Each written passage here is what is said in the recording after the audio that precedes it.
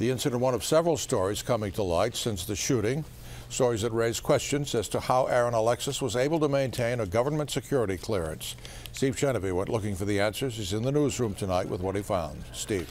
Yeah, Gordon, the issue of gaining and maintaining security clearance has really come under fire with these recent revelations. If you want security clearance, this is the paperwork you need to fill out. 127 pages worth. It is an epic process. Now done and reviewed almost exclusively online, with 93% of applications electronically processed last year. There is no denying the red flags that have surfaced after the Navy Yard attack and the question of how Aaron Alexis was able to maintain his security clearance despite brushes with the law and questions surrounding his mental health. There's a gap in the system. The gap tends to be where someone has already gotten their clearance, and it's basically left on an honor system for the person to report it. Attorney John Barry has nearly 2 decades experience helping people obtain or maintain security clearance. He knows every step of the process and says he can't believe Alexis slipped through the cracks. But when it comes to clearance, the sheer numbers are staggering. OPM did nearly 3.3 million investigations last year, checking more than 23 million items, which breaks down to 2,600 checks per minute. The security application for each person is a hefty 127 pages.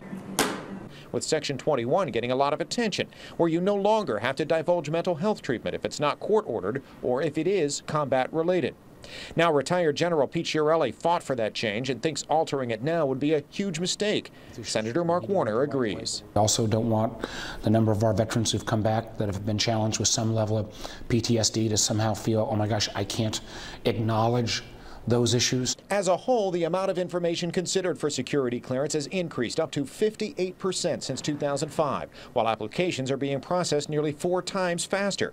2 equations Barry says add up to the greater potential for error. The government has sort of moved towards let's ask more questions, but spend less time looking at the answers.